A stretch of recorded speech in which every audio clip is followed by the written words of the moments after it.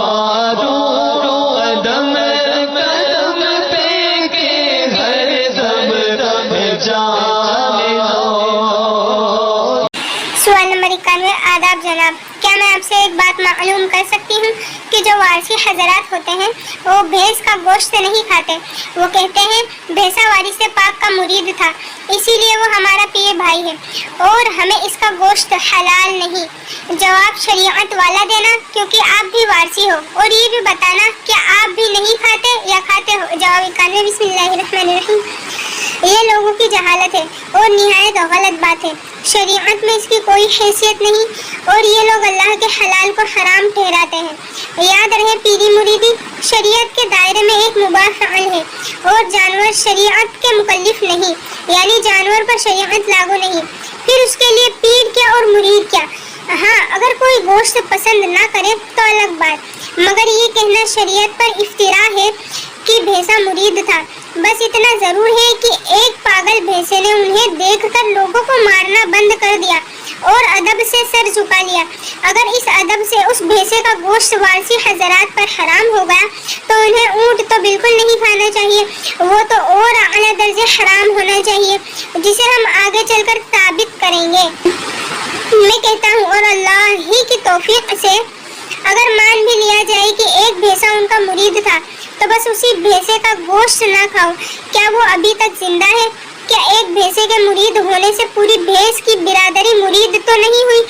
یہ بھی تو مرید ہونے کے خلاف ہے، ورنہ پھر تو میں مرید ہو جاؤں کافی ہے اور میری اولاد در اولاد قیامت تک مرید. اگر ایسا نہیں ہے، سب کو الگ سے مرید ہونا پڑتا ہے، تو پھر میں کہتا ہوں اسی رب کی توفیق سے اس بھینسے کا خاندان اب تک کیسے مرید چلا آ رہا ہے؟ کیا دنیا کے یہ سب بھینسے بھی مرید ہیں؟ ہرگز نہیں. اور یہ وارث پاک نے کب کہا کہ بھینس ان کا مرید ہے اور اسے سر جھکانے کے ادب سے ان کا مرید ہونا ثابت نہیں ہوتا، ورنہ یہ لازم آئے گا کہ اونٹ کا گوشت بھی حرام ہو جائے گا، کیونکہ اونٹ نے بھی حضور پرنور آقا دو جہاں علیہ السلام کے آگے سر جھکایا تھا. کیا وارث پاک کا مرتبہ حضور سے بڑا ہے؟ ورنہ یہ عقیدہ کس شریعت سے نکالا کہ جس ولی کی تعظیم میں جانور سر جھکا دے تو اس کا گوشت اس ولی کے ماننے والے پر حرام.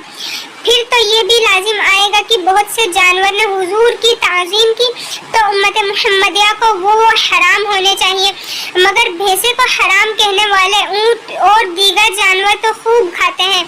اللہ جہالت کے اندھیروں سے حفاظت کرے. ثابت ہوا کہ گوشت بھینس کا حلال ہے، پھر چاہے قادری کھائے، وارثی یا فارسی، حلال سب کے لیے حلال ہے.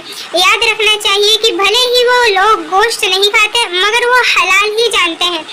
یہ جس نے بھی سائل سے کہا کہ وہ حرام سمجھتے ہیں غلط ہے، یہ اس کا ذاتی فعل ہے.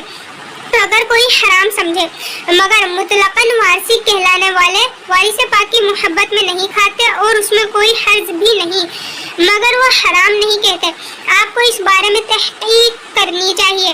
رہ گیا میرا گوشت کھانا تو میں بوٹی کسی گوشت کی نہیں کھاتا، چاہے بھینس ہو یا بکرا، سوائے مرغا، اسی لیے کہ میرے مزاج کو گوشت کی بوٹی گوارا نہیں کرتی، اور اصل میں بوٹی صرف مزے کے لیے ہے کیونکہ اس کی ساری طاقت شوربے میں آ جاتی ہے.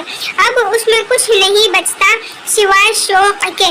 ہاں، گوشت کا تری یا اس میں کوئی سبزی ضرور کھاتا ہوں اور بعض اوقات بوٹی بھی. واللہ اعلم بالصواب.